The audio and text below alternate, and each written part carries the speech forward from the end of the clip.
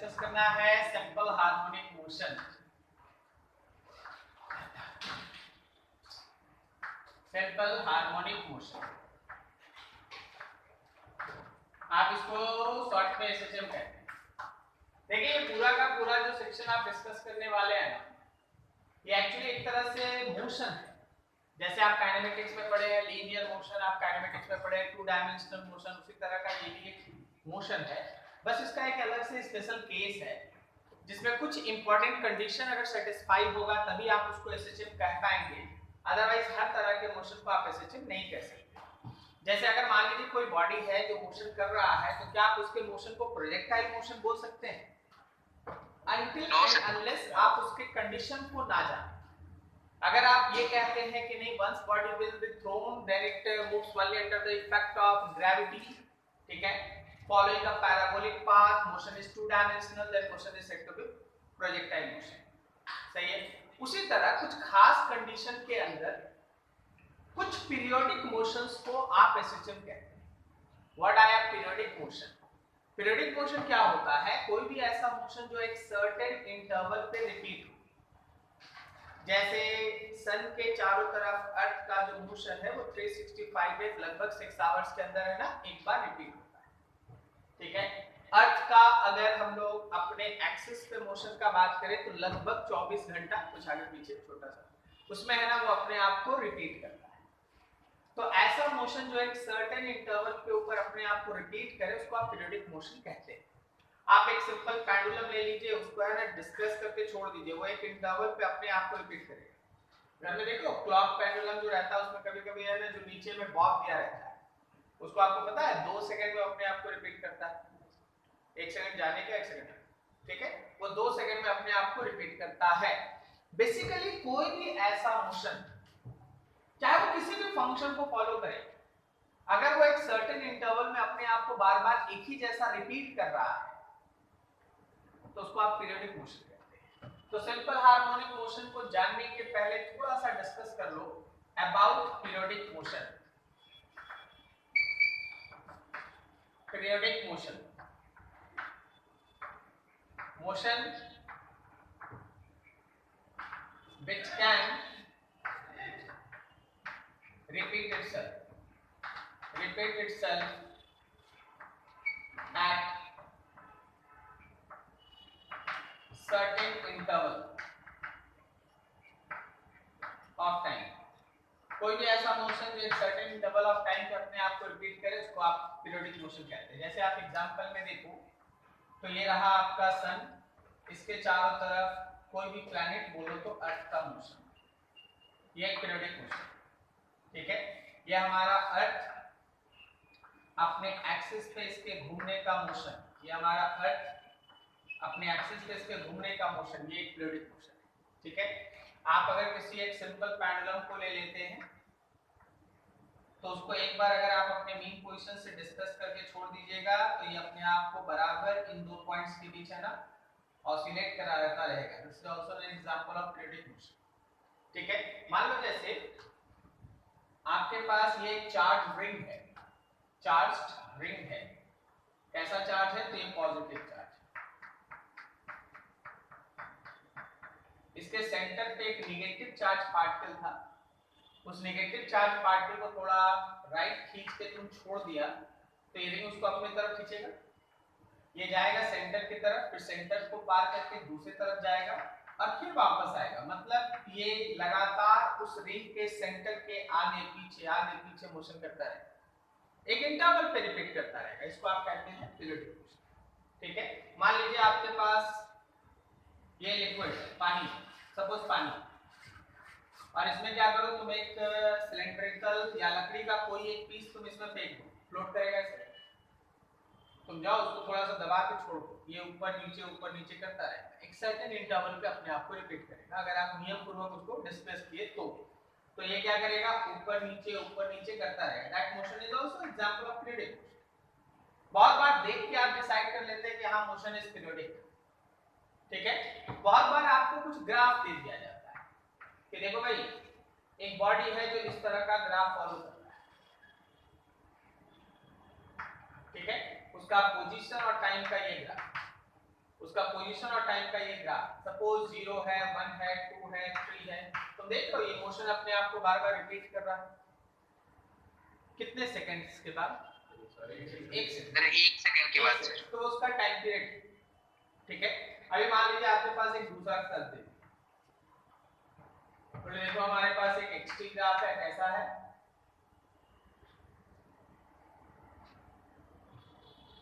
ठीक है। ये है 0, ये है 1, ये है 2, फिर ये 3, ये 4, ये है 5, ये है 6 एंड समथिंग, ठीक है। देखो ये अपने आप को कितने सेकंड्स से रिपीट कर रहा है? 2 सेकंड बाद। 2 सेकंड। क्या रूल है, क्या रेगुलेशन, तो आप कर्व से भी बहुत अच्छा मैथमेटिकल इक्वेशन निकाल सकते हैं, कोई इशू है, ठीक है। यहाँ का x का इक्वेशन निकाल लो तो वो टाइम के साथ डायरेक्टली प्रोपोर्शनल है। यहाँ 0 से लेके 1 सेकंड तक कांस्टेंट है, उसके बाद 1 सेकंड से 2 सेकंड तक घटा है, फिर कांस्टेंट है, फिर घटा है, फिर कांस्टेंट है, फिर घटा है, तो समथिंग लाइक दैट। तो इस तरह का मोशन जो एक सर्टेन इंटरवल पे अपने आप को रिपीट करे ना, उसको आप पीरियोडिक मोशन में डालते हैं।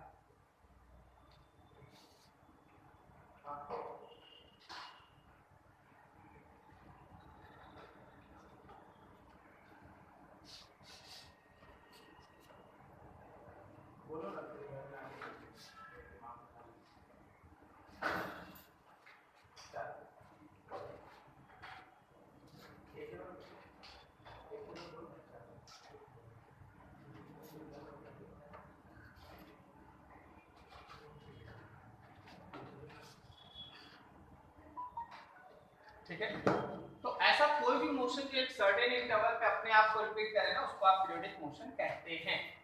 सबका अपना अपना रूल रेगुलेशन है, ये इलेक्ट्रिकल पाथ पे फॉलो कर रहा है, ये आपका रोटेशनल मैकेनिक्स के हिसाब से है, ये किसी एक पॉइंट के आगे पीछे मूव कर रहा है, यहाँ भी कोई पॉइंट के आगे पीछे मूव कर रहा है, सो ऑन।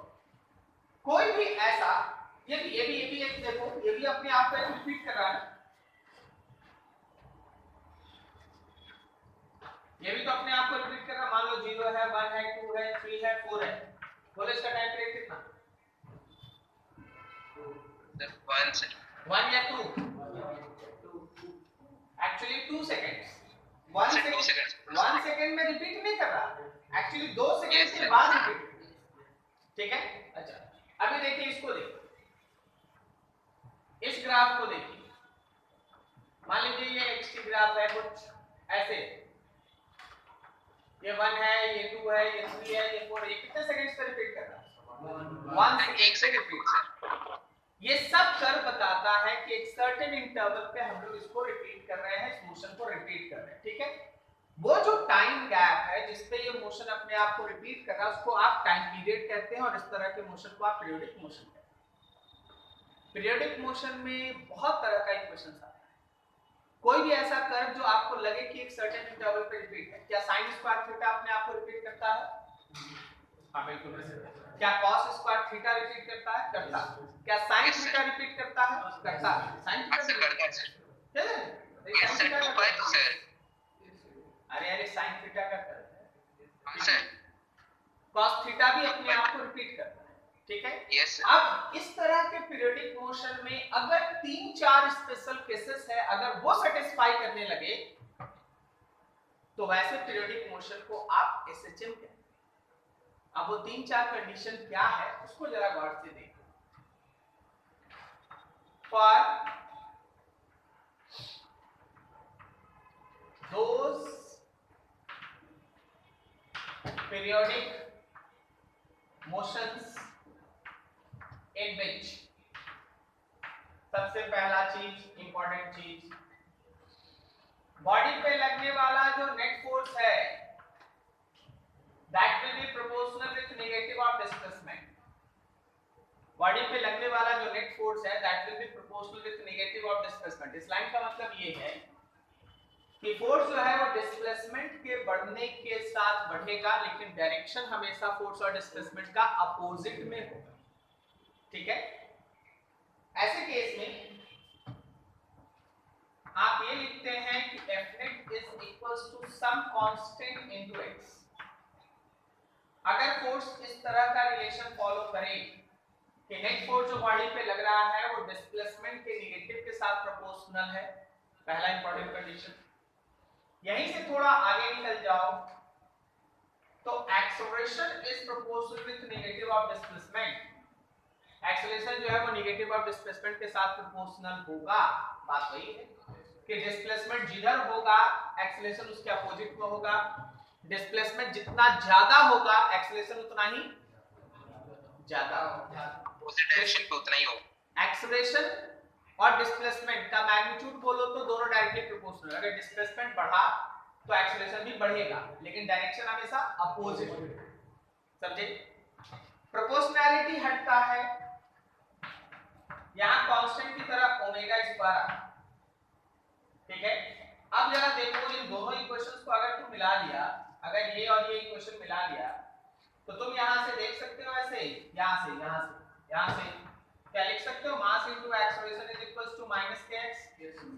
तो क्या यहां से तुमको acceleration is equals to minus k/m and x मिला?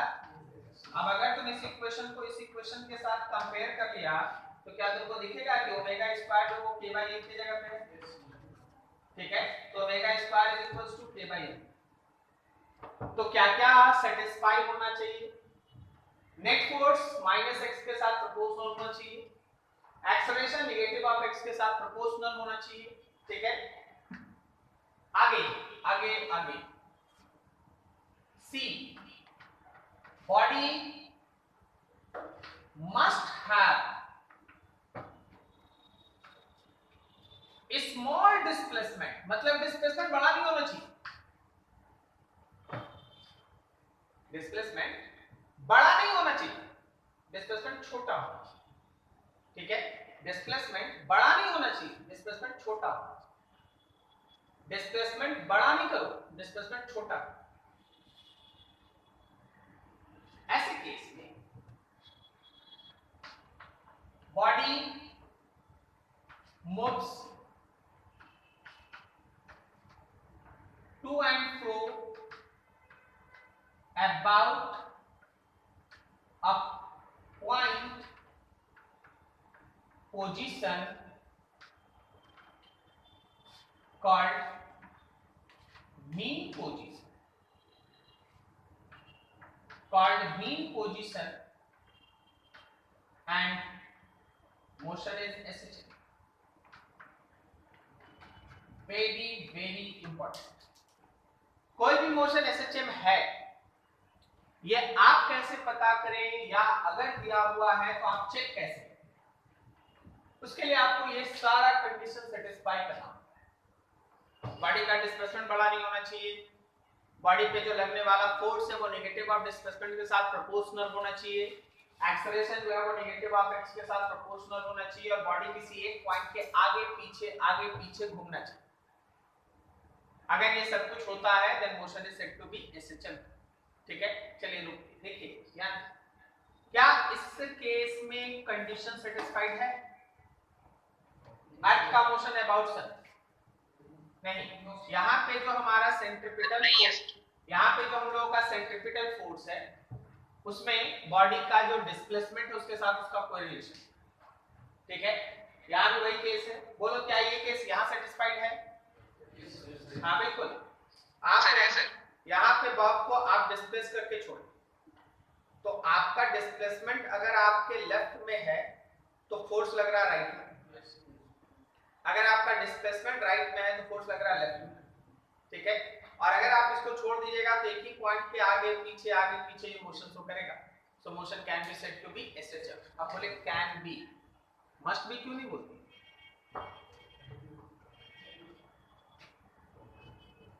बोलो कसके बोलो।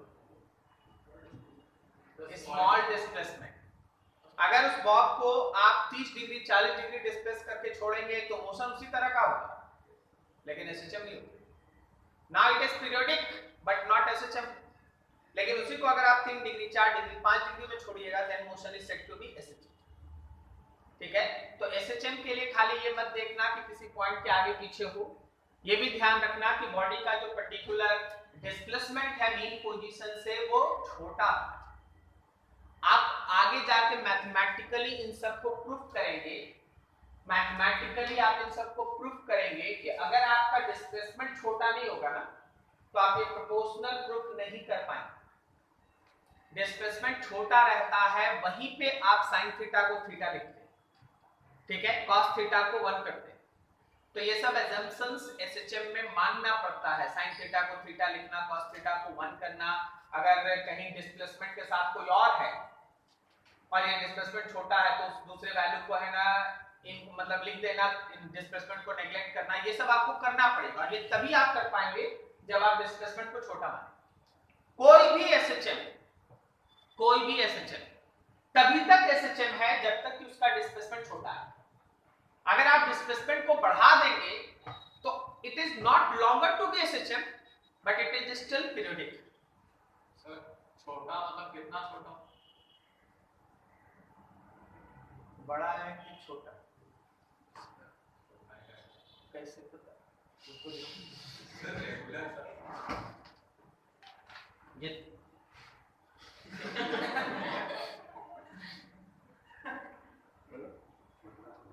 अभी ये छोटा है, हाँ तो ये बड़ा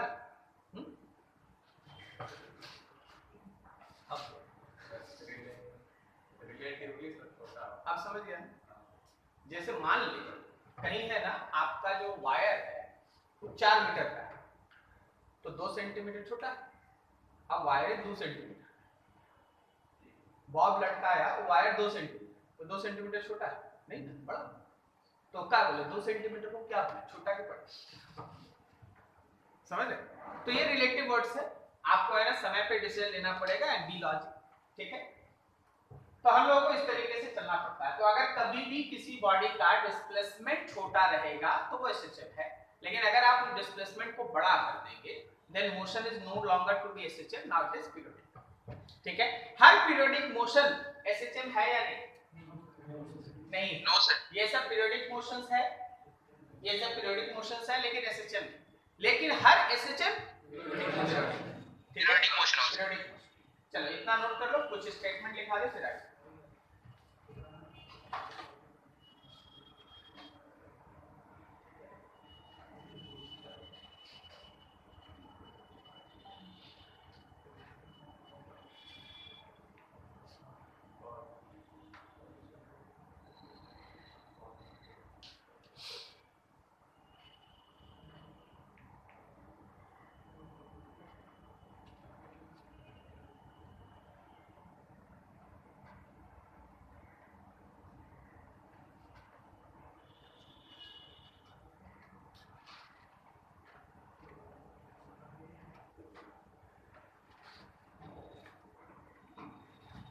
यहां तक नोट करने के बाद नीचे लिखना थोड़ा,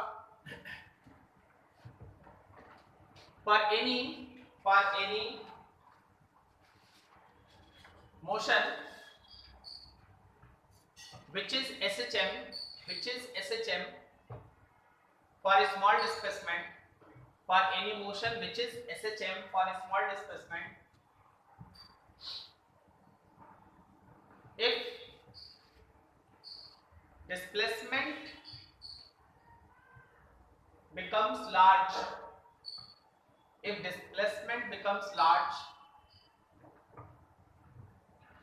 then motion remains periodic, but not SHM. Motion remains periodic but not SHM.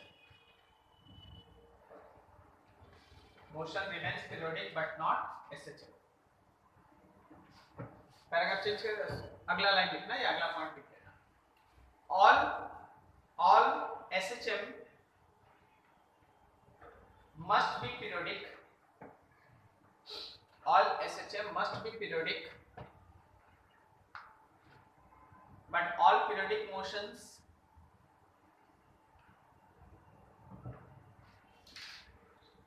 not necessarily to be SHM, but all periodic motions not necessarily to be SHM.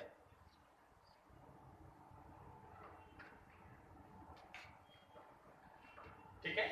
अब देखो यही मोशन, ये मोशन अगर आप डिस्प्लेसमेंट कम रखते हैं, ठीक है, तो ये SHM, और एक डिस्प्लेसमेंट बहुत बड़ा कर देंगे तो मोशन पीरियोडिक, ठीक है, SHM।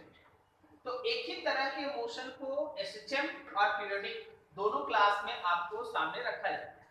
वो बोलता है कि देखो जी यहाँ से है ना इसका रेडियस R है, एक बार इसको हम x डिस्कस किए, x is very less than r, तो तुमको क्वेश्चन बनाने का अलग तरीका है, ठीक है, एसएचएम से बने। लेकिन बोलेगा इसका इसका रेडियस r है और इसको r रेडियस तक डिस्प्लेस कर दिया, अब तो आप छोटा नहीं बोलेंगे, तो अब क्वेश्चन बनाने का दूसरा मेथड, बस हो गया, मेथड बदल जाएगा, ठीक है। ऐसे केस में हम लोगों को सोचना पड़ता है, तो कहीं कोई दिक्कत नहीं है, आप बेसिक सब clear.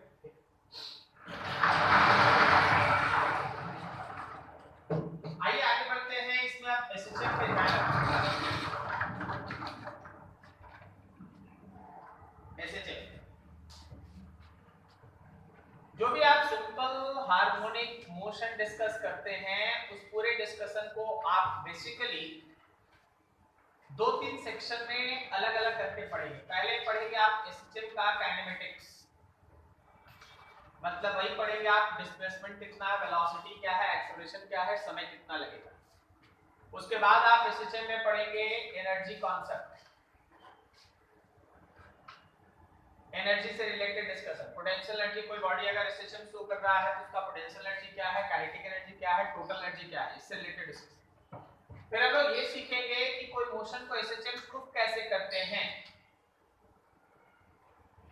Showing any motion to be SHM. अब हम तुमको एक मोशन दे दें और बोले कि बताओ जी ये एसएचएम है या नहीं, फिर मेरे ये दिखाओ, और अगर ये एसएचएम है तो फिर टाइम पीरियड निकालो, सच टाइप ऑफ क्वेश्चंस, ठीक है। उसमें हम लोग को काम करना पड़ेगा और फिर हम लोग उसके बाद डिस्कशन करेंगे combination of SHM, combination of SHM, एक से ज्यादा एसएचएम को अगर मिला दे तो नया मोशन कैसा होगा, ठीक है। और एक चीज है, और लास्ट में हम लोग पढ़ेंगे डैम्प्ड एसएचएम, डैम्प्ड एसएचएम, ठीक है। डैम्प्ड एसएचएम कहने का मतलब आप भी थोड़ा प्रैक्टिकल होके सोचिए, अगर आप किसी बॉब को यहाँ मीन पोजीशन से डिस्कस करके छोड़ दे तो क्या वो जिंदगी भर ऐसे झूलता रहेगा? नहीं, रुक जाएगा। इसका मतलब कि मोशन एक्चुअली डैम्प हो रहा है, डैम्पिंग है। हम लोग शुरुआत में डैम्पिंग के बारे में कुछ नहीं सोचेंगे, जो मोशन होगा ये मान के चलेंगे कि डैम्पिंग नहीं है, वो जिंदगी भर वैसे ही होते रहेगा, लेकिन ये सही नहीं है। डैम्पिंग तो होना ही है, आप किसी पानी के ऊपर किसी फ्लोटिंग बॉडी को डिस्प्लेस करके छोड़ दिए, वो मोशन किया, लेकिन 2-3 बार के बाद रुक जाएगा, ठीक है। शुरुआत में हम लोग इस पे कोई बात नहीं करेंगे, लेकिन लास्ट में ले जाके एक फोर्स इन्वॉल्व कराएंगे, that is called damping force, जो इन सब मोशन को रोक देता है, ठीक है। तो ये सब है जो हम लोगों का डिस्कशन का पोर्शन है। तो सबसे पहला पार्ट है kinematics, kinematic, displacement, velocity, acceleration.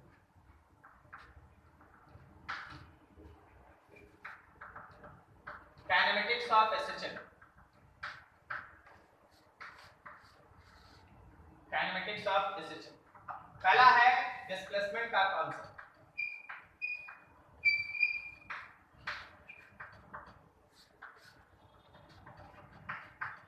ठीक है। देखो, कोई बॉडी एसएचएम शो करता है, कोई बॉडी एसएचएम शो करता है, अगर कोई बॉडी एसएचएम शो कर रहा है तो उसका मीन पोजीशन से हमेशा डिस्प्लेसमेंट का मेजरमेंट होता है। मीन पोजीशन से आप डिस्प्लेसमेंट बोलेगा, अगर बोलेंगे कि एसएचएम पे बॉडी का डिस्प्लेसमेंट 2 सेंटीमीटर है तो 2 सेंटीमीटर फ्रॉम मीन पोजीशन, ठीक है। इसका कॉन्सेप्ट जो आपके सामने रखना है, अगर चाहो तो सीधा इक्वेशंस लिख लो, x = a sin omega t + phi, लेकिन ये आया कहां से, अगर इसको सीखना है तो आपको इसका बेसिक जानना पड़ेगा। डिस्प्लेसमेंट ऑफ एसएचएम का कॉन्सेप्ट कैसे निकला है उसको सुनिए। कहा जाता है कि अगर कोई body uniform circular motion show करे, कैसा, इसका मतलब समझा, कितना आराम से बोले, कहा जाता है कि बॉडी कोई यूनिफॉर्म सर्कुलर मोशन शो करे विद एंगुलर स्पीड ओमेगा, तो उसका जो प्रोजेक्शन होगा डायमीटर ऑफ सर्कल के ऊपर, प्रोजेक्शन, छाया, उसका जो प्रोजेक्शन होगा डायमीटर ऑफ सर्कल के ऊपर, that shows SHM about centre of the circle as mean position. बहुत कुछ बोले, क्या बोले, if any body shows uniform circular motion with angular speed omega having radius e, then projection of that body on diameter of the circle shows SHM about center of the circle as mean position। कौन SHM show कर रहा है, जो body circle में घूम रहा है वो, नहीं, उसका जो प्रोजेक्शन है डायमीटर के ऊपर वो शो कर रहा है एसएचएम। प्रोजेक्शन मतलब छाया, वो शो कर रहा है एसएचएम। किस पॉइंट के अबाउट में? सेंटर के अबाउट में। सेंटर कैसे काम करेगा? ये मीन पोजीशन की तरह। सेंटर कैसे काम करेगा? मीन पोजीशन की तरह। इस पूरे थ्योरी को आप यहाँ फिगर वाइज देखें, फिर हम आपका डेरिवेशन छोटा सा उसको कर लेते हैं। कोई एक बॉडी है इस सर्कुलर पाथ पे इस डायरेक्शन में घूम रहा है। मान लो 0 टाइम पे यहाँ है, पूरा एक सर्कल घूमने में उसको t टाइम लगा, तो यहाँ पहुंचने में उसको t/4 लगा होगा। फिर वो यहाँ पहुंचा होगा t/2 पे, फिर वो यहाँ पहुंचा होगा कितने पे? 3t/4 पे, और फिर वो सर्कल कंप्लीट किया होगा t टाइम पे। करेक्ट है ना? आप इस पॉइंट को 1 कह दीजिए, इसको 2 कह दीजिए, इसको 3 कह दीजिए, इसको 4। अब देखिए, जब वो बॉडी 1 पे है तो क्या उसका प्रोजेक्शन एग्जैक्ट उसका प्रोजेक्शन ओरिजिन सेंटर पे है? ये सेंटर है, सही। तो आप बोलेंगे उसका डिस्प्लेसमेंट 0। जब वो यहां से चल के 2 पॉइंट की तरफ बढ़ रहा था, तो क्या उसका प्रोजेक्शन धीरे धीरे धीरे धीरे 0 से 2 तक जा रहा था? बॉडी सर्कुलर पाथ पे चल रहा है, लेकिन उसका प्रोजेक्शन इस डायमीटर पे धीरे धीरे आगे बढ़ रहा है। करेक्ट है? तो उसका डिस्प्लेसमेंट इंक्रीज कर रहा है। जब वो 2 पे पहुंचा तो क्या उसका डिस्प्लेसमेंट मैक्सिमम वैल्यू पे है? इससे ज्यादा नहीं हो सकता। और ये मैक्सिमम वैल्यू रेडियस है, सर्कल का रेडियस है। इसको आप एम्पलीट्यूड कहते हैं। Maximum displacement from mean position को क्या कहते हैं? एम्पलीट्यूड।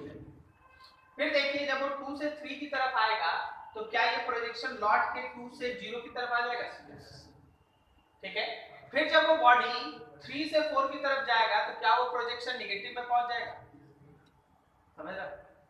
और जब वो 4 से फिर ऊपर पहुंचा तो क्या प्रोजेक्शन वापस ओरिजिन पे पहुंच गया? क्लियर है? बॉडी सर्कल पे यूनिफॉर्म सर्कुलर मोशन शो कर रहा है और उसका प्रोजेक्शन जो है वो सेंटर के आगे पीछे एसएचएम शो कर रहा है। तो कौन एसएचएम शो कर रहा है? प्रोजेक्शन। कोई दिक्कत यहां तक समझने में? तो ये तरीका। अब देखो इसको बनाने का तरीका। हम लोग ये मान के चले 0 टाइम पे यहाँ है, पहले हम 0 टाइम पे इजी वाला बना देते हैं। तो t टाइम पे कहीं ये खड़ा होगा, उसका प्रोजेक्शन यहां तक होगा। क्या ये है उसका डिस्प्लेसमेंट? ये है उसका डिस्प्लेसमेंट x। अगर ओमेगा से वो घूम रहा है तो t टाइम में बना हुआ एंगल ओमेगा t है। ये angle omega T alternating T है। ये है उसका रेडियस। रेडियस आप a लिख लो। तो जरा गौर करो, इस ट्रायंगल पे गौर करो, इस ट्रायंगल पे गौर करो, सब आंसर इसी में है। ये एंगल हो गया ओमेगा टी, ये हो गया a और ये हो गया x। क्या बोलते हो? लिखते हैं sin ओमेगा t = x/a। तो यहां से तुमको x का वैल्यू मिल गया a sin omega t, a sin omega t। ठीक है। लेकिन इसके लिए आप एक स्पेशल केस माने कि 0 टाइम पे बॉडी ओरिजिन। क्या हर क्वेश्चन में 0 टाइम पे बॉडी ओरिजिन पे रहेगा? जरूर नहीं। ठीक है। मान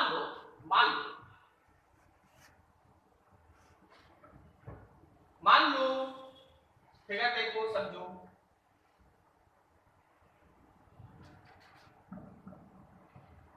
ये ठीक है x = 0 है, लेकिन बॉडी शुरुआत में ही x0 पे है। ये है यहां का टाइम आप 0 ले रहे हैं, तो क्या उस समय बॉडी का प्रोजेक्शन यहां है? नहीं सकता। अरे ओरिजिन पे नहीं है, यहां खड़ा 0 टाइम पे, तो आप उसको सर्कल पे दिखाइएगा तो यहां दिखाइएगा। इसका मतलब शुरुआत में ही कुछ एंगल बना के है वो। इसको कहते हैं इनिशियल फेज।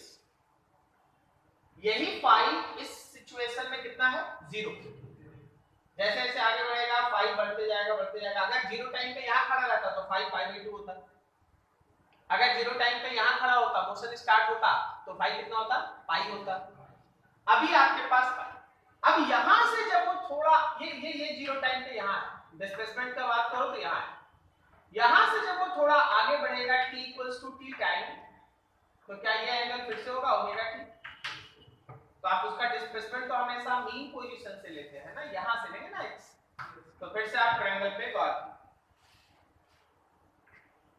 अब ये एंगल आपका ओमेगा t प्लस फाई है, ये आपका एम्पलीट्यूड वाला a है और ये डिस्प्लेसमेंट x है। तो क्या इस बार x is equals to a sin omega t plus phi होगा?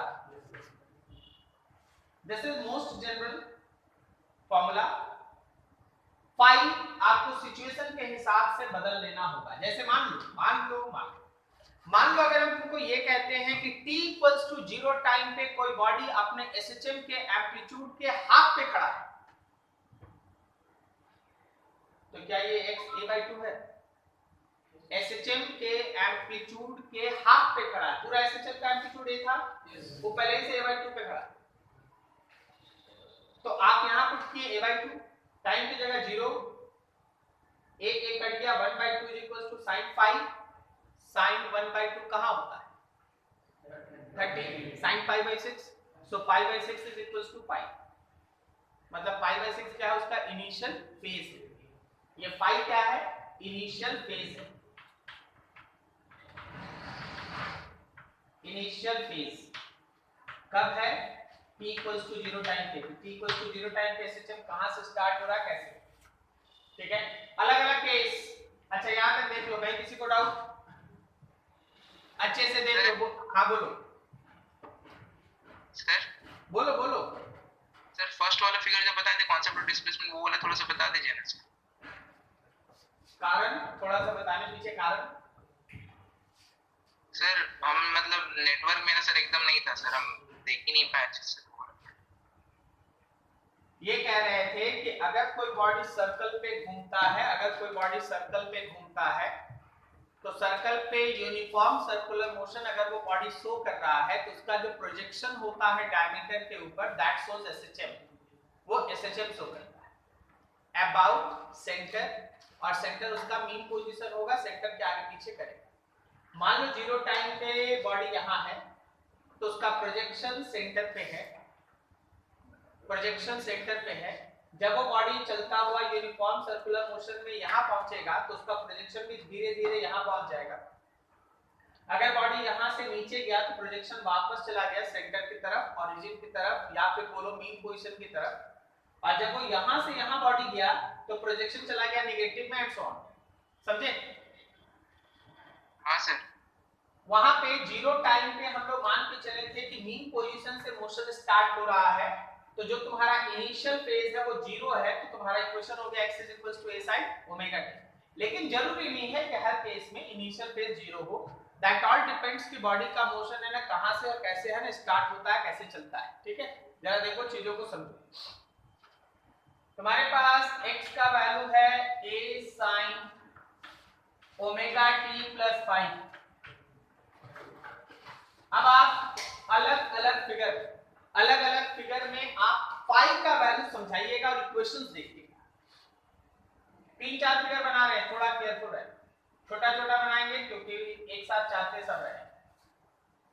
बॉडी इस तरफ मूव कर रहा है और 0 टाइम पे यहां है, ये आपको पता चल गया होगा x = 0। क्या हम इसको जनरल केस में जब हम लीनियर एसएचएम की तरह अगर हम आपको दिखाएंगे, तो क्या हम ये कह सकते हैं कि इसका x = 0 पे बॉडी मीन पोजीशन से जा रहा है पॉजिटिव एम्पलीट्यूड की तरफ? बोलो तो सही फिगर है? उधर ऑनलाइन में समझे सब कोई? मीन पोजीशन से जा रहा है पॉजिटिव एम्पलीट्यूड की तरफ। ये दोनों फिगर एक है,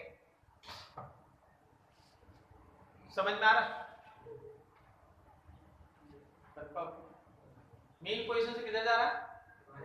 पॉजिटिव एम्पलीट्यूड की तरफ। मीन पोजीशन से किधर जा रहा है? पॉजिटिव एम्पलीट्यूड की तरफ। आप ये फिगर भी मान रहे हो, तो क्या आप इस केस में इनिशियल फेज का वैल्यू 0 बोलोगे?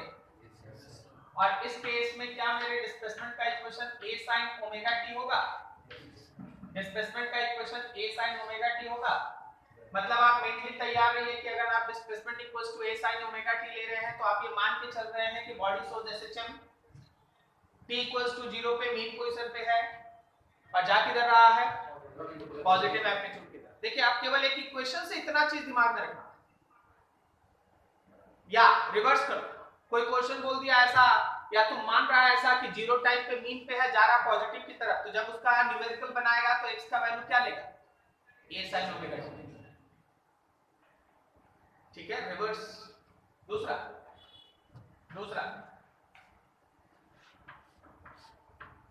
ये तो ठीक है x इक्वल्स टू 0, लेकिन था t इक्वल्स टू 0 पे यहां,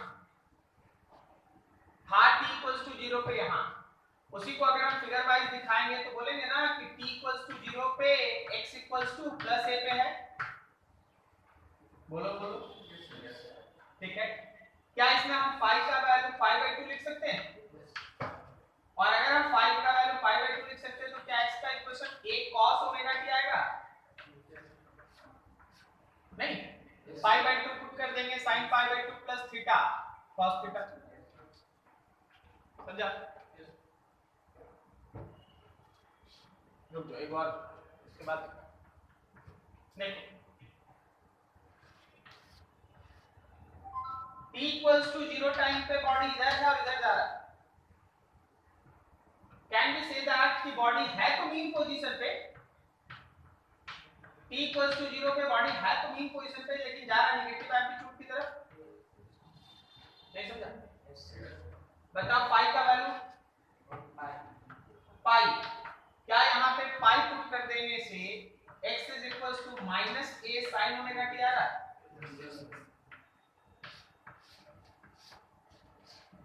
ठीक है, चलो तुमको कुछ दिखाते हैं।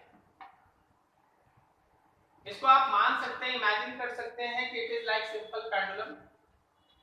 ठीक है, अब हम इसका एसएचएम अलग अलग तरीके से दिखा सकते हैं। देखिए यहां ले जाके छोड़ दिए सोर्स एसएचएम, करेक्ट। दूसरा हम इसको यहां से ऐसे मार दिए सोर्स एसएचएम। तीसरा हम इसको इधर मार दिए सोर्स एसएचएम। फिर चौथा हम इसको यहां ले जाके छोड़ दिए सोर्स एसएचएम। कोई दिक्कत? तो वो पता चला 3 इक्वेशन इसमें हम बोल दिए। जब हम इसको बताना, जब हम इसको राइट की तरफ खींचे और छोड़ दिए सोर्स एसएचएम, बोलो कौन सा इक्वेशन? कौन सा इक्वेशन? फर्स्ट अरे first second third, first second third, first second. अब फर्स्ट वाला पहला बताएंगे क्या? कोई नियम तो नहीं है? तुमको पॉजिटिव एम्पलीट्यूड पे ले गए और छोड़ दिए तो जीरो यहाँ है ना, पॉजिटिव एम्पलीट्यूड पे ना जीरो है। समझा? तो x equals to a cos omega.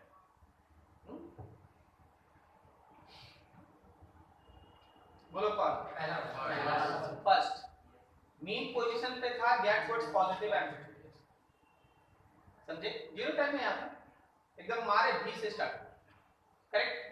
So it is first and now it is, यहाँ पे पकड़े और छोड़ दिए। बोलो फोर्थ, अभी लगा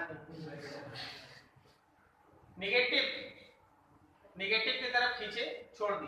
ठीक है, तो ऐसे केस में आपको ये डिसीजन लेना पड़ेगा कि आपको कब कौन सा मैथमेटिकल इक्वेशन का यूज करना है। ये पूरी तरह से आपके ऊपर रिलाई करेगा।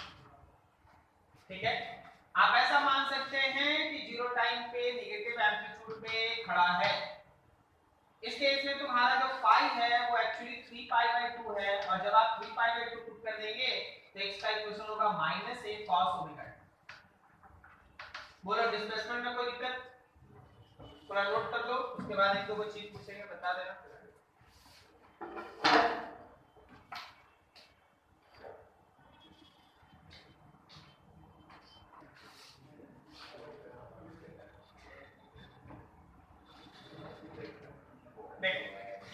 डिस्प्लेसमेंट में जो आपके पास अभी आपको एक एक करके सारा इक्वेशंस बताया गया, ओमेगा टी प्लस फाइव। आपको फाइव का डिस्कशन है ना, अपने जरूरत के हिसाब से फाइव को लेना पड़ता है, या थोड़ा प्रैक्टिस हो जाने के बाद ना आपको खुद से ही मालूम होता है कि कौन सा इक्वेशन मेरे लिए ज्यादा फायदेमंद। जैसे मान लो हम तुमसे एक क्वेश्चन ऐसे ही लिखते हैं, यहाँ पर देखो छोटा छोटा क्वेश्चन है, आपको ऐसे ही बोलते चलते हैं। तुमको बोल दिया गया कि find the time taken by any particle showing SHM to move from half of amplitude to amplitude. To move from half of amplitude to amplitude, मतलब कहां से कहां जा रहा body, x equals to a/2 से x इक्वल्स टू a तक, उसके बीच का टाइम चाहिए। अगर हम तुमसे ये कहते find time taken bye particle showing SHM of time period t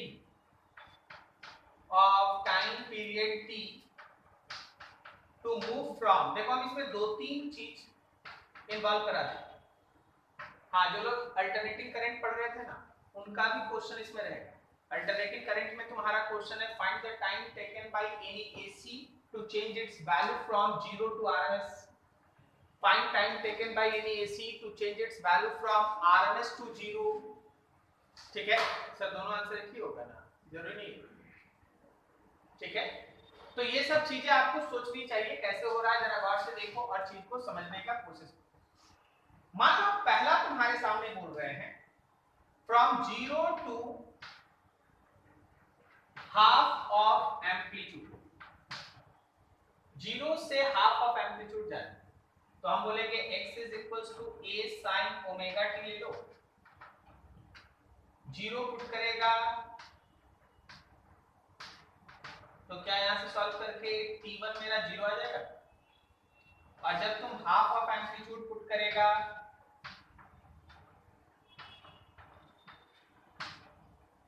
ये a कट गया 1/2 sin ओमेगा t2, करेक्ट।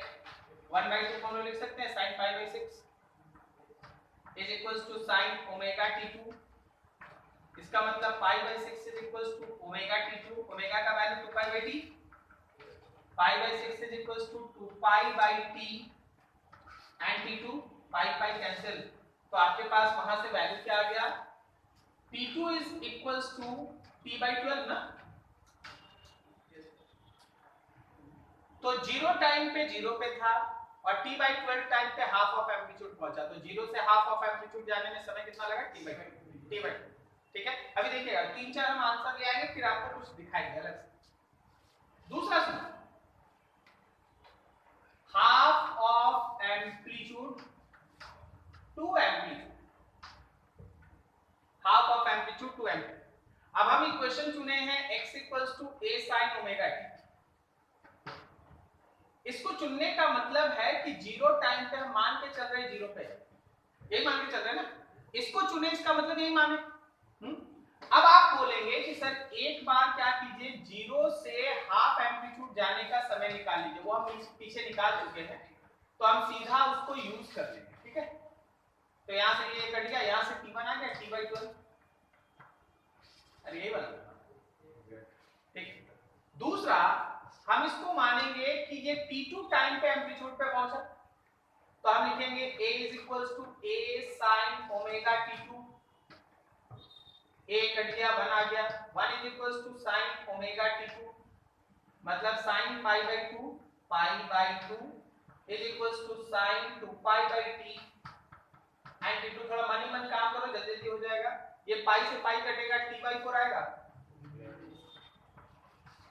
अब इसका लॉजिक क्या है, इसका लॉजिक ये है, इसका लॉजिक ये है x equals to 0 t equals to 0,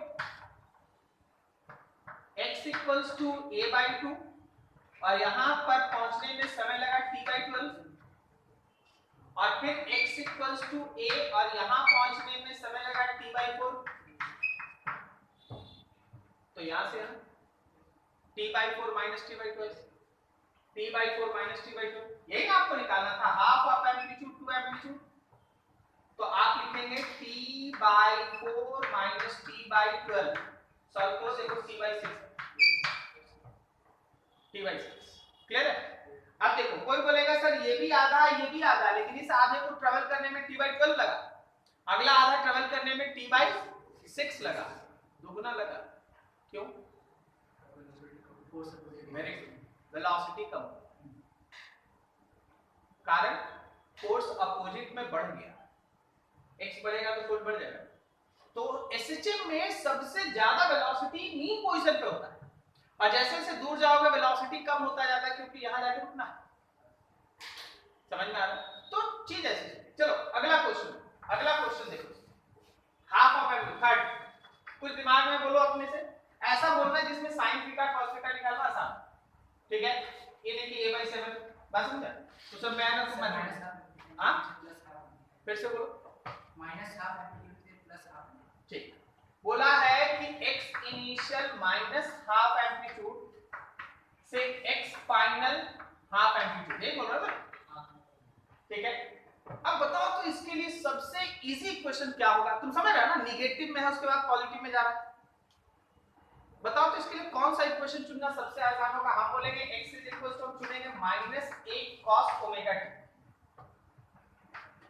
बोलो तो क्यों चुने? नीचे में से तो माइनस, हां क्योंकि इसको लेने का मतलब है जीरो टाइम पे आप x equal to minus a पे ले। ठीक, आप ये मान के चल रहे हैं कि x equals to minus a पे टाइम आप जीरो लिए हैं, बॉडी उधर जाने वाला है।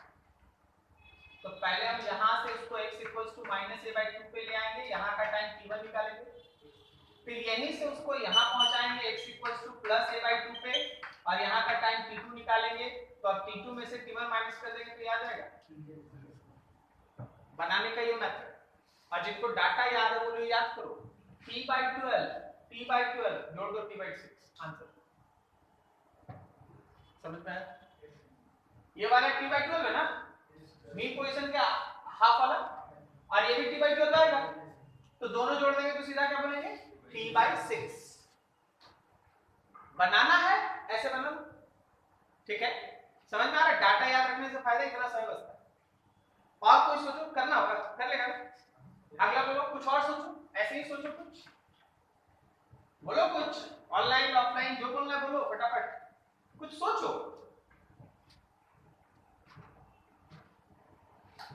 चलिए हम देखिए मीन से सर 1/4 से हम एम्पलीट्यूड को के फिर माइनस बोलो। सर 1/4 1/4 साइन में 1/4 कहाँ होता है? नहीं कहाँ छोड़ता है, कुछ सीखने का। ठीक है, बोलो क्या मतलब? से माइनस हाफ एम्पलीट्यूड से पूरा प्लस a, और उसके बाद ये 0। नहीं, उसको आपको स्टेटमेंट वाइज लिखना, हम आपको समझा रहे हैं आप क्या बोलना चाहते हैं। चलिए आपसे अच्छा हम आपको भी बोल रहे हैं, half of amplitude to negative of amplitude, negative of half of amplitude, हाँ, while body is initially moving towards positive angle। मतलब क्या समझा? मतलब ये है, समझ गए हम क्या क्या बोले? आप हाफ ऑफ एम्पलीट्यूड से बॉडी को नेगेटिव हाफ ऑफ एम्पलीट्यूड पे ले जाइए, लेकिन शुरुआत में बॉडी इधर जा रहा है, मतलब यहां से यहां सीधा नहीं, पहले यहां जाएगा फिर लौटेगा तब यहां आएगा, ये टाइम निकालना है। समझा? पता है हाफ ऑफ एम्पलीट्यूड वाला तो आप बोलेंगे डाटा याद रखो यार, इससे फायदा क्या हो जाता है? देख समझना, यहां से यहां t/6 होगा, फिर ये t/6 होगा, फिर ये t/12 होगा, फिर ये t/12 होगा, चारों को जोड़ दो। ठीक है, बाकी जो बनाना होगा आप समय पे बनाना। क्लियर है? समझ में आ रहा कैसे इक्वेशन चुनना है? अच्छा, अगर हमको इसको मैथमेटिकली बनाना होता तो हम कैसे बनाते? मैथमेटिकली बनाना होता तो कौन सा इक्वेशन आपको मदद करता ज्यादा इजीली? बताइए। ये तो ठीक है, डाटा याद है, पुट कर। बनाना होता तो चारों में से कौन सा इक्वेशन हम लेते? x equals to a sin omega t लेते। Very good, x equals to a sin omega t लेते, पता था जीरो पे यहां है और उधर जाता है। ठीक है, पहले यहां से यहां का टाइम निकालते, फिर यहां से यहां का टाइम निकालते। पता है यहां से यहां का टाइम नहीं आता, जब भी आता है इधर घूम के आता है। जब आप उधर जाने वाला इक्वेशन चुने हैं, आप चुने हैं क्या? x equals to a sin omega t, मतलब उधर जा रहा है। तो आप जब उसमें x के जगह पे माइनस a/2 लिखिएगा ना, तो जो टाइम आएगा वो एक्चुअली यहां ले जाएगा और उसके बाद यहां का टाइम आएगा। समझे? फिर आप वही है, इसमें से इसको सॉल्व, इसको माइनस कर लीजिएगा तो आंसर आ जाएगा। ठीक है, तो इक्वेशन का सिलेक्शन आपको खुद से करना, नोट करो उसको अच्छे से। ये था डिस्प्लेसमेंट, डिस्प्लेसमेंट ही मेन है उस। नेक्स्ट देखिए concept of velocity for particle showing SHM. कोई एक पार्टिकल है जो एसएचएम शो कर रहा है, उसका वेलोसिटी। देखो हमारे पास डिस्प्लेसमेंट का इक्वेशन है a sin omega t plus phi लेना है लो, नहीं तो तुमको कोई स्टैंडर्ड इक्वेशन लेके चलना, चल लो x equals to a sin omega t। तो दिमाग में ही है कि x equals to a sin omega t, ये मतलब किस टाइम पे बात कर रहे हैं, कहां बात कर रहे हैं, जीरो टाइम मीन पोजीशन। जब भी आप कोई इक्वेशन चुने दिमाग में अपने आप को बता दें कि ये इक्वेशन का मतलब क्या है। x equals to a cos omega t, zero time पे बॉडी कहां, positive amplitude cos omega t, positive amplitude. x equals to minus a sin omega t, zero time पे बॉडी कहां, मीन पोजीशन, जा किधर रहा, नेगेटिव। तो आप कोई भी इक्वेशन चुन सकते हैं एसएचएम को सॉल्व करने के लिए, लेकिन आपको सिलेक्शन वही करना पड़ता है जिससे आप इजी वे से चीजों को निकाल सकते। समझ गए, ये चुनना आपके ऊपर है। तो x equals to a sin omega t plus 5, अगर हम वेलोसिटी लिखें तो dx by dt, इसको डिफरेंशिएट करो, a बाहर, sin का differentiation cos omega t plus 5 और साथ में ओमेगा भी आएगा, तो वेलोसिटी का इक्वेशन हो गया a omega cos omega t plus 5। ये वेलोसिटी का इक्वेशन है टाइम पे डिपेंडेंट, ठीक है। लेकिन हम आपको अपना एक्सपीरियंस शेयर करते हैं कि वेलोसिटी टाइम डिपेंडेंट से वेलोसिटी पोजीशन डिपेंडेंट इक्वेशन का ज्यादा डिमांड होता है। 10 में से 9 क्वेश्चन पोजीशन पे डिपेंडेंट वेलोसिटी के ऊपर बेस्ट होता है। मतलब आपको टाइम हटा के वहां पोजीशन लाना है। उसके लिए देखिए a ओमेगा, क्या हम इसको under root 1 minus sine square omega t plus 5 कर सकते हैं cos को, अरे cos थीटा लिख सकते हैं अंडर 1। अब साइन जहां है क्या हम वहां x बाय a लिखते हैं, v equals to a omega under root 1 minus x square by a square, solve कर लो, v equals to omega under root a square minus x square का वैल्यू। करेक्ट जा रहे हैं। This is the equation of velocity as a function of position. आप देखो पूरे kinematics में आप ध्यान दो, वेलोसिटी का दो इक्वेशन बनता है, एक टाइम डिपेंडेंट और एक पोजीशन डिपेंडेंट। एकदम simple equation of motion, v equals to u plus 18 and v square equals to u square plus 2s। v equals to u plus 80 क्या है, अलग-अलग टाइम पे निकाल, और v square equals to u square plus 2s क्या, अलग-अलग position पे। हमारी वैसे यहां भी टाइम पोजीशन डिस्प्लेसमेंट, ठीक है। अब इस डिस्प्लेसमेंट वाले चीज को पकड़ो। अगर हम लोग बात करें x इक्वल्स टू 0 पे, कहने का मतलब आप मीन पोजीशन पे बात कर रहे हैं, तो आपके वेलोसिटी का वैल्यू होगा plus minus a omega, plus minus a omega. देखो यहाँ 0 हो गया, a स्क्वायर का रूट लेंगे प्लस माइनस a आएगा, तो प्लस माइनस a ओमेगा। और अगर हम बात करते हैं x equals to either plus a पे या माइनस a पे, कहने का मतलब एम्पलीट्यूड पे, तो जब आप x के जगह पे a का स्क्वायर करेंगे, a square minus a square 0 हो जाएगा, तो b का वैल्यू 0, करेक्ट। यस। तो आखिर मेरा वेलोसिटी कैसे वैरी कर रहा है, देखो देखो ध्यान से, ये मेरा मीन पोजीशन, ये पॉजिटिव एम्पलीट्यूड और ये नेगेटिव एम्पलीट्यूड। राइट की तरफ जब ये जा रहा है तो वेलोसिटी को आप प्लस a ओमेगा लिखेंगे, जब वो राइट से लेफ्ट की तरफ आ रहा है तो आप वेलोसिटी को माइनस a ओमेगा लिखेंगे, ठीक है। हमेशा ध्यान रखिएगा मीन पोजीशन पे जो वेलोसिटी है दैट इज मैक्सिमम।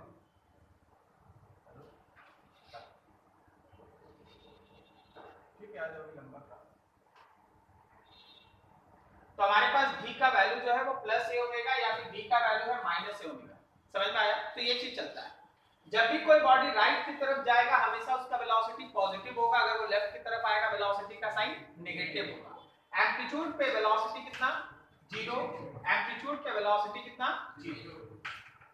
तो वेलोसिटी ऐसे वैरी करे। अब देखो सुनो, मान लो तुम्हारे सामने एक क्वेश्चन ऐसा है, find the velocity of body at half the amplitude of SHM. मान लो क्वेश्चन एक ऐसा, find velocity of body at half of amplitude x equals to plus a by 2 या फिर x equals to minus a by 2, कुछ भी ऐसा। तो जब आप v निकालने जाएंगे तो आप लिखे ओमेगा अंडर रूट। देखिए कुछ हम आपको साइन वाइन ये सब समझाना चाहते हैं। यहाँ a by 2 का स्क्वायर होगा, कर लो मैथमेटिकली सॉल्व। ये हो गया आप लोगों का 4 a स्क्वायर में से a स्क्वायर गया 3a स्क्वायर हो गया, 3a स्क्वायर का रूट करेंगे तो रूट 3a by 4 का 2, क्या हम लोग के पास बचा रूट 3 by 2a ओमेगा। कोई दिक्कत? हमको दिक्कत कभी भी ऐसे मत लिखिए, प्लस माइनस जरूर लगाएं। प्लस माइनस क्यों लगाना जरूरी है उसको जरा देखिए समझिए। प्लस माइनस लगाना इसलिए जरूरी है ताकि आपका ये कॉन्सेप्ट एकदम क्लियर रहे।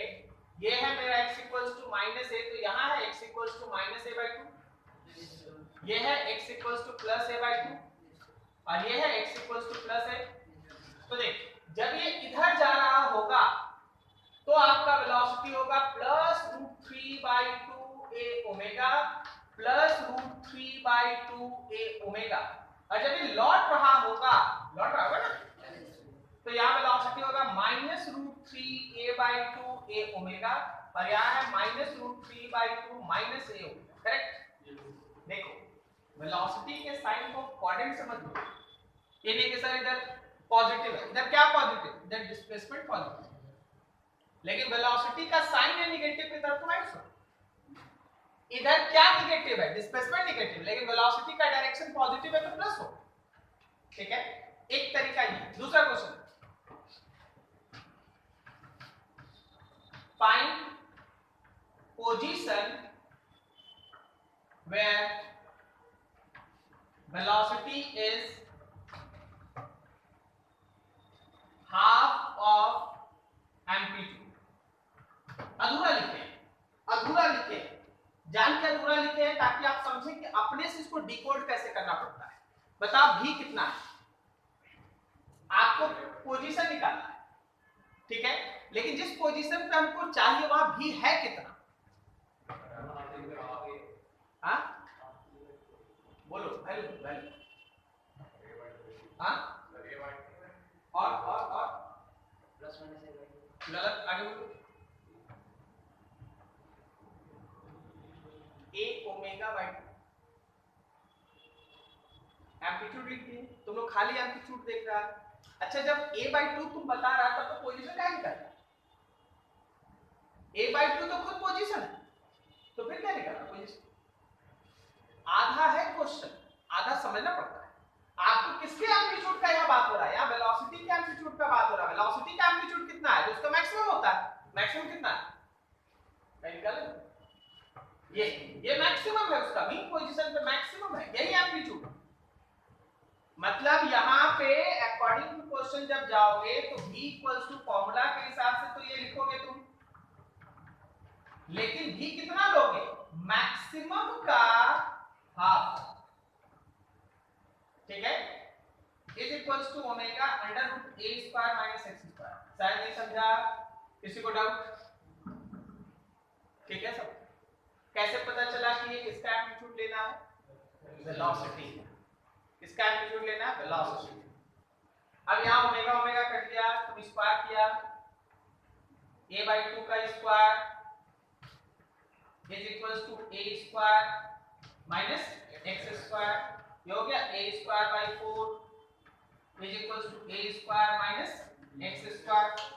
ठीक है, अब यहाँ पे देखो x को इधर इसको उधर भेजो, x square is equals to a square minus a square by 4।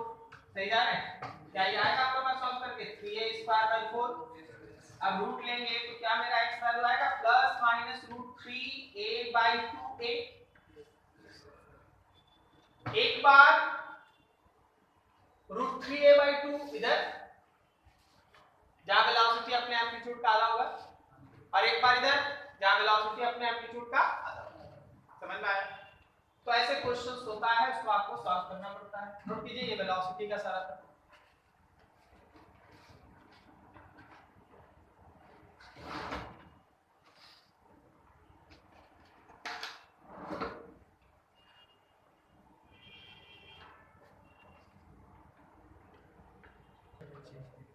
Velocity का सिंगल डिफरेंशिएशन या फिर पूरी डिस्प्लेसमेंट का दूसरा।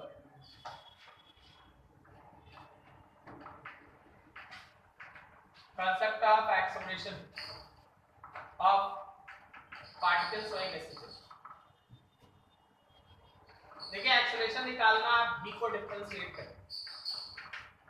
हमारे पास v का इक्वेशन आया था ना, a omega cos omega t plus 5, वहां पे डेरिवेशन। आप जब इस वैल्यू को इसमें प्लेस कर देते हैं तो एक्सेलरेशन आता है d/dt of a omega omega t plus 5। इसमें से अच्छा ये ध्यान रखना कि ये एक्सेलरेशन का बात करें लेफ्ट में, और राइट में जो a है वो एम्पलीट्यूड है। ये दोनों ये सेम स्टार्ट में a ओमेगा cos का डिफरेंशिएशन बोलो minus sine omega t plus 5 और कुछ, फिर एंगल का डिफरेंशिएशन करेगा ना ओमेगा आएगा। समझा? डिफरेंशिएशन वाला 11 लो, समझ में आ रहा है? तो यहाँ पे एक्सेलरेशन हो गया minus omega square a sine omega t plus 5। अब जैसा हम बोल चुके टाइम डिपेंडेंट इक्वेशंस का डिमांड जो है वो कम है, टाइम डिपेंडेंट इक्वेशन का डिमांड कम है। तो आप जो साइन ओमेगा t प्लस 5 देख रहे हैं, a sine omega t plus 5 देख रहे हैं, यहां से लेके यहां तक को मिला तो x लिख सकते हो, सही है? तो आपके पास एक्सेलरेशन का इक्वेशन हुआ माइनस ओमेगा स्क्वायर x। एकदम याद करो, आज का शुरुआती दौर में यही क्वेश्चन था, acceleration is minus omega square x, एकदम शुरुआत में लिखे। ठीक है, तो ये जो हमारे पास एक्सेलरेशन है this is minus omega square x। ये दिखाता है कि acceleration is proportional with negative of displacement and motion is said to be SHM। Motion को हम लोग क्या बोलते हैं? SHM। कोई भी ऐसा मोशन जिसको हमको प्रूफ करना पड़ेगा, अगले दौर में जब हम लोग थर्ड पार्ट में स्टार्ट करेंगे, कोई भी ऐसा मोशन जिसमें हम लोग को ये प्रूफ करना पड़ेगा कि ये मोशन SHM है या नहीं, तो हम लोग इसी इक्वेशन को निकालेंगे। अगर acceleration proportional to negative of displacement आया then motion must be SHM। ठीक है, ये हॉलमार्क इक्वेशन कहलाता है किसी भी SHM के लिए कि कोई भी मोशन SHM में आपको बताइए। ठीक है, तो बताने का तरीका है कि एक्सेलरेशन को नेगेटिव ऑफ डिस्प्लेसमेंट से प्रोपोर्शनल प्रूफ कर दो। ये मैथमेटिकल एनालिसिस है कि मोशन SHM है। समझ में आ रहा है? तीसरे पार्ट में जब हम लोग पढ़ाई करेंगे एनर्जी के बाद, तो इसी पे काम। ठीक है, अब यहां से दो पार्ट। अगर हम लोग मीन पोजीशन पे बात करते हैं, x कितना, तो एक्सेलरेशन भी 0। ठीक है, लेकिन अगर हम लोग बात करते हैं एक्सट्रीम पोजीशन में,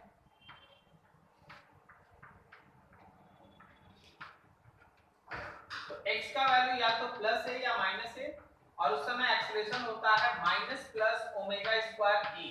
ये एक्सेलरेशन का मैक्सिमम वैल्यू है। लेकिन आपको जो चीज ध्यान देना चाहिए वो ये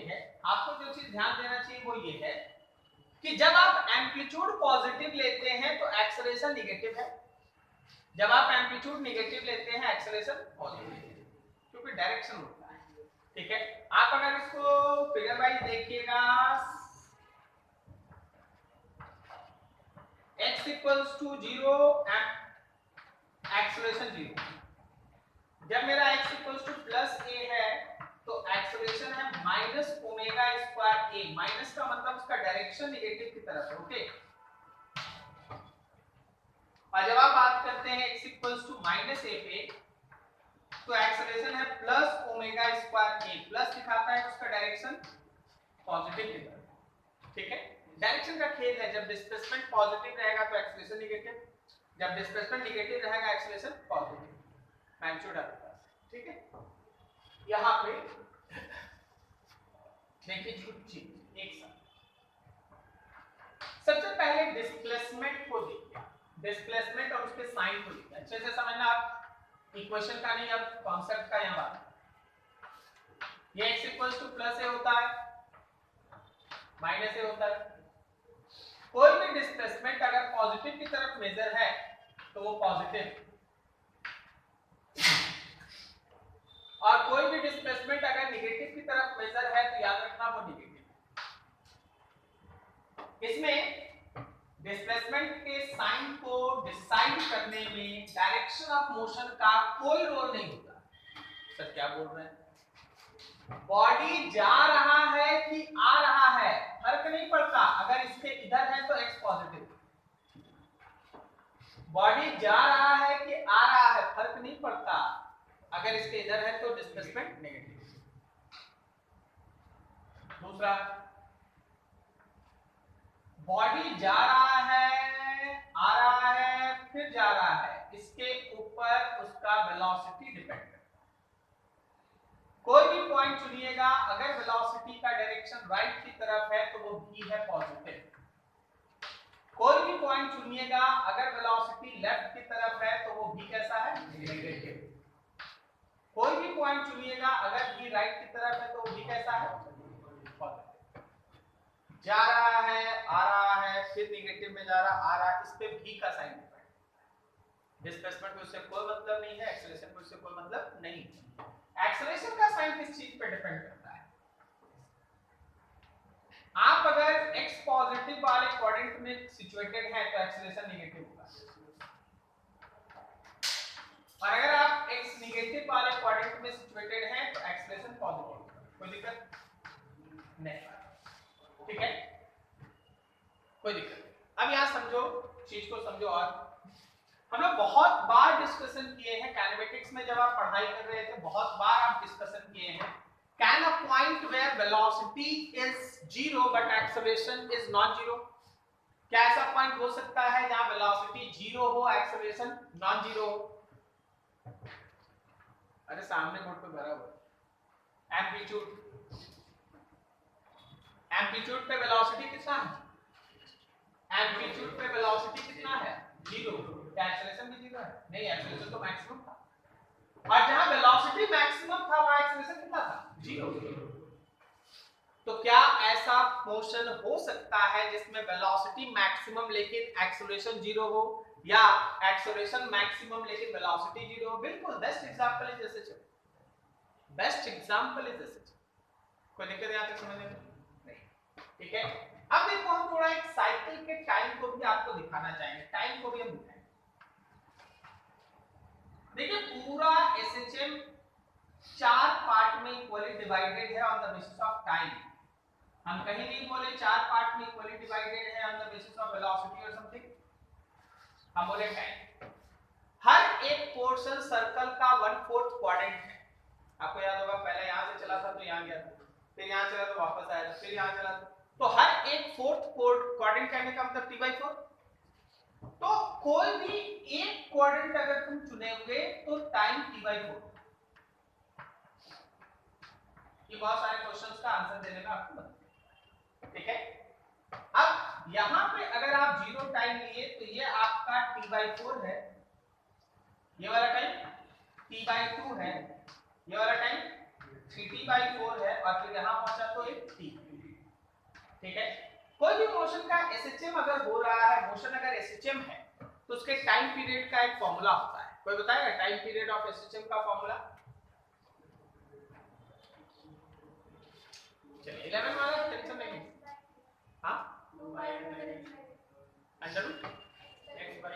x/a, very good. 2 pi under root displacement by acceleration. कैसे आता हम आपको आगे दिखा देंगे, ठीक है, याद रखना।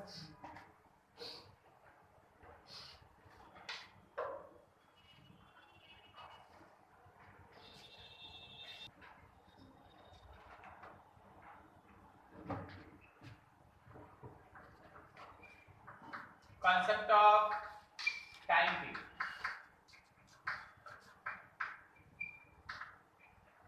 of SHM। देखिए, एक मिसकॉन्सेप्ट क्या चलता है कि कि कोई अगर आपसे एसएचएम का टाइम पीरियड पूछे तो आप उसको सिंपल पेंडुलम का टाइम पीरियड बताते हैं 2π/L/g। एसएचएम एक अलग चीज है, उसके अंदर का अलग अलग पॉइंट जब आप डिस्कस करते हो तो सिंपल पेंडुलम एक है। क्या हम लोग पढ़े ऐसा कि acceleration is equals to minus omega square x होता है। अगर आप केवल और केवल उसका मैग्नीट्यूड ले लें तो ओमेगा स्क्वायर एक्स है। यहाँ पे अगर आप मैग्नीट्यूड का बात करेंगे तो acceleration by x is omega square, या under root acceleration by x is equals to omega. क्या इस ओमेगा को लिख सकते हैं आप 2π/t। तो कोई भी एसएचएम अगर हो रहा है तो टाइम पीरियड का फॉर्मूला होता है 2π√x/एक्सेलरेशन। आप ऐसे याद कीजिए कि कोई भी एसएचएम अगर है तो टाइम पीरियड के लिए आप उसके डिस्प्लेसमेंट बाय एक्सेलरेशन के रेशियो को यूज करें, 2π√डिस्प्लेसमेंट बाय एक्सेलरेशन। अब अगर वो सिंपल पेंडुलम होता है तो यही डिस्प्लेसमेंट बाय एक्सेलरेशन L/g होता है, तो यहाँ पे L/g लिखा है। अगर कोई स्प्रिंग पेंडुलम है तो यही डिस्प्लेसमेंट बाय एक्सेलरेशन M/k होता है, तो यहाँ M/k लिखा है। लेकिन कोई एसएचएम का अगर तुमसे टाइम पीरियड पूछ ले then it will be equals to 2π/डिस्प्लेसमेंट बाय एक्सेलरेशन। ठीक है, इसको नोट करो। इसके बाद स्टार्ट करेंगे अब एनर्जी।